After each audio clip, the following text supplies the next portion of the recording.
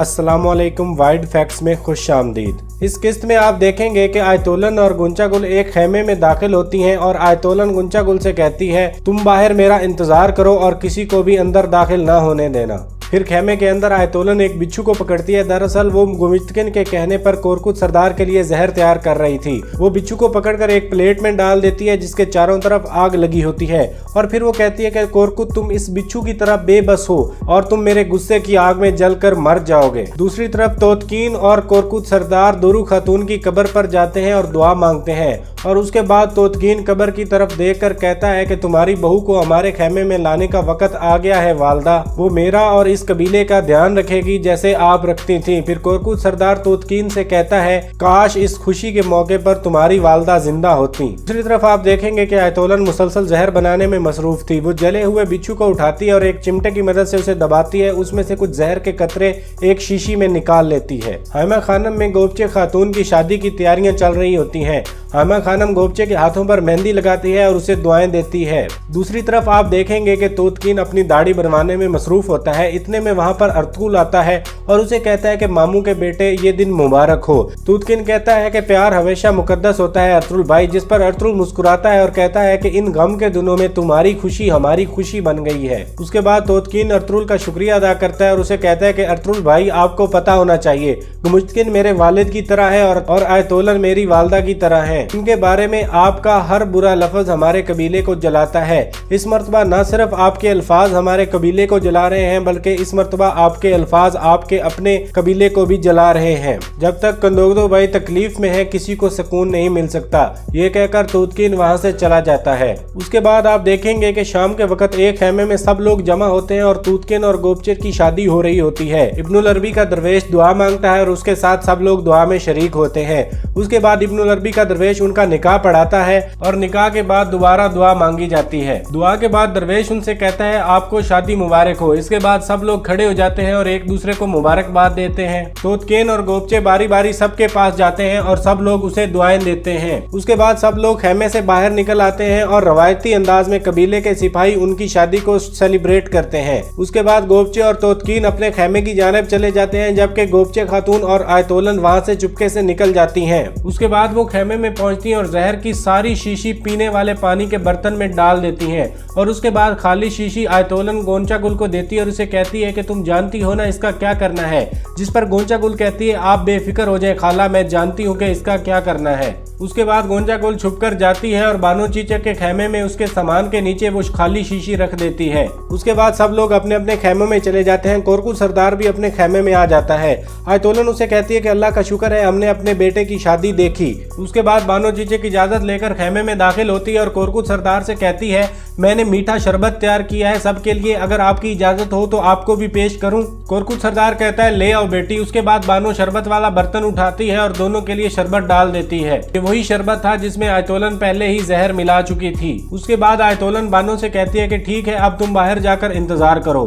बानो के जाने के बाद कोरकुत सरदार शरबत पीना शुरू कर देता है और आयतोलन उसे कहती है कि हमें ये शरबत पीना चाहिए ताकि इस शरबत की तरह उन दोनों की जिंदगी मीठी हो जाए। उसके बाद आयतोलन थोड़ा सा शरबत पीती है जबकि कोरकुत सरदार सारा बर्तन खाली कर देता है। उसके बाद कोरकुत सरदार आयतोलन से कहता है कि वो हार जो मेरी मरहूम वालदा ने हाइमा खानम को दिया था और फिर हाइमा खानम ने सलजान को दिया था, वो हार हमारे खेमे में क्या कर रहा है। जिस पर आयतोलन उसे कहती है कि सलजान ने किस तरह के झूठ तुम्हें बताए हैं। फिर कोरकुत कहता है कि सलजान ये कहा है कि दोरो की मौत फितरी नहीं थी बल्कि तुमने उसे जहर दिया था। इसके बाद कोरकुत सरदार गुस्से में आयतोलन की जानिब बढ़ता है और उसे कहता है क्या ये सच है, और फिर वो आयतोलन का गिरेबान पकड़ लेता है और उसे कहता है कि मुझे जवाब दो। इस दौरान कोरकुत सरदार की तबीयत बिगड़ने लगती है और वो आयतोलन से कहता है कि तुमने इस शरबत में क्या मिलाया था। जिस पर आयतोलन कहती है कि उससे ज्यादा जहर जो मैंने दोरू खातून को दिया था, और फिर कोरकुत सरदार गिर जाता है। कोरकुत सरदार के मुंह से झाग निकलना शुरू हो जाती है और वो आयतोलन से कहता है तुमने ऐसा क्यों किया। आयतोलन उसे कहती है कि मैं अपने भाई को मारग्रेव बनाना चाहती हूँ। उसके बाद आयतोलन बानो को बुलाती है। बानो फौरन भागकर अंदर आती है और कोरकुत सरदार को देखकर कहती है कि मैं फौरन हकीम आर्तुक को बुलाकर लाती हूँ। इस दौरान आयतोलन पीछे से उस पर हमला कर देती है लेकिन बानो हरकत में आती है और हमला नाकाम बना देती है। फिर आयतोलन उसे कहती है जालिम औरत तुमने मेरे शौहर को जहर देकर मार डाला। उसके बाद बानो कहती है कि डाइन पता नहीं तुमने कोरकुत सरदार के साथ क्या किया है, मैं अभी हकीम आर्तुक को खबर करने जा रही हूँ। जिस पर आयतोलन कहती है कि इस खेमे से बाहर तुम्हारी लाश ही की जाएगी। इस दौरान आयतोलन बानो पर दोबारा हमला कर देती है, लेकिन बानो उसे काबू करके गिरा देती है। फिर आयतोलन बाहर से मुहाफिजों को आवाज देती है। मुहाफिज अंदर आते हैं तो उसे कहती है कि इस औरत ने हमें जहर दे दिया है, इसको गिरफ्तार कर दो और इसे मार दो। सिपाही बानो के सर पर अपनी तलवार की हथी मारता है, जिससे वो गिर जाती है और बेहोश हो जाती है। उसके बाद वो दूसरे सिपाही से कहता है भाग कर जाओ और आर्तुक को लेकर आओ। दूसरी तरफ आप देखेंगे कि तोतकिन और गोपचे अपने खेमे में मौजूद होते हैं। तोतकिन कहता है कि मैं अल्लाह का शुक्र अदा करता हूँ कि उसने मुझे तुम जैसी बीवी दी, जिस पर गोपचे कहती है कि मैं भी अल्लाह का शुक्र अदा करती हूँ कि उसने मुझे तुम जैसा शौहर अता किया। दूसरी तरफ हकीम आर्तुक और दरवेश फौरन कोरकुत सरदार के खेमे में पहुंचते हैं। कोरकुत सरदार को चेक करने के बाद हकीम आर्तुक अपने दरवेश को कहता है कि भाग कर जाओ और कोई दवाई लेकर आओ। इतने में हाइमा खानम और दूसरे लोग भी भागकर वहां पर पहुंच जाते हैं। मुश्तकिन कहता है कि क्या हुआ इनको, जिस पर आर्तुक बताता है कि इनको दोनों को जहर दिया गया है। मुश्तकिन कहता है कि किसने किया है ये, जिस पर सिपाही कहता है कि बानो चीचक ने किया है ये। आयतोलन खातून ने बेहोश होने से पहले इनका नाम लिया था। मुश्तकिन खंजर निकालकर फौरन बानो चीचक की जानिब बढ़ता है, लेकिन गुंदोगदो उसको रोक लेता है और कहता है कि रुक जाएं आप, पहले हमें हकीकत मालूम करनी चाहिए। मुश्तकिन कहता है कि हमें अब और क्या जानना है, क्या सब कुछ वाज़ेह नहीं है? लेकिन गुंदोगदो उसे नहीं छोड़ता और अर्तुरुल से कहता है कि बानो को यहाँ से ले जाओ। अर्तुरुल और सुंगुर्तकिन बानो को उठाकर ले जाते हैं। हाइमा खानम कोरकुत से पूछने की बड़ी कोशिश करती है, लेकिन कोरकुत कुछ भी नहीं बता पाता। दूसरी तरफ आप देखेंगे कि तोतकीन गोपचे को एक हार दे रहा होता है और उसे कहता है कि ये मेरी वालदा का असासा है और मैं उम्मीद करता हूँ कि तुम हमेशा इसको अपने पास रखोगी।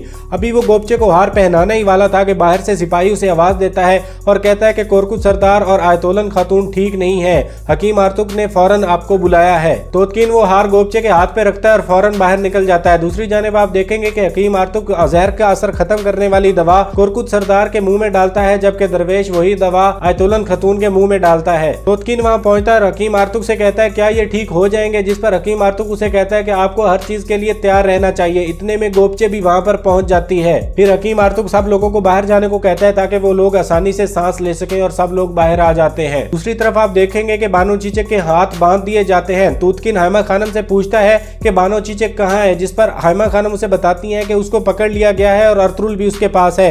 तोतकीन फौरन वहां से भाग पड़ता है। तोतकीन बानो को मारने के लिए भागता है, लेकिन अर्तुरुल उसे पकड़ लेता है और उसे कहता है कि पहले हम ये जान लें कि इसने उनको क्यों मारा है, उसके बाद हम इसको सजा देंगे। इतने में बानो को भी होश आ जाता है और अर्तुरुल तोतकीन के हाथ से खंजर छीन लेता है। फिर कंदोगदो सिपाहियों से कहता है कि बानो को पिंजरे वाले खेमे में ले जाओ, इसका यहाँ रहना ठीक नहीं है। उसके बाद सिपाही बानो चीचक को वहां से ले जाते हैं। बाहर अर्तुरुल के सिपाही घूम फिर रहे थे और बमसी और तुर्गुत दुआन को छेड़ रहे थे कि एक दिन तुम्हारी ऐसे ही बानो चीचक के साथ शादी हो जाएगी। इस दौरान सिपाही बानो चीचक को खेमे की जानिब ले जा रहे होते हैं कि उनका सामना उन तीनों से हो जाता है। बानो चीचक दुआन को देखकर कहती है कि मैं बेगुनाह हूँ, मैंने कुछ नहीं किया। दुआन चौंक जाता है, जिस पर सिपाही कहते हैं कि अभी भी बेगुनाह और मासूम होने का दावा कर रही है। वो सिपाही कहता है कि इसने हमारी आंखों के सामने सरदार और उसकी बीवी को जहर दिया है, ले चलो इसे। उसके बाद दुआन उसे फौरन छुड़वाने वाला था, लेकिन तुर्गुत उसको पकड़ लेता है और कहता है कि भाई ये सही वक्त नहीं है। दुआन भागकर एक तरफ चला जाता है। दूसरी जानिब आप देखेंगे कि हाइमा खानम कहती है कि इस लड़की ने ऐसा क्यों किया है,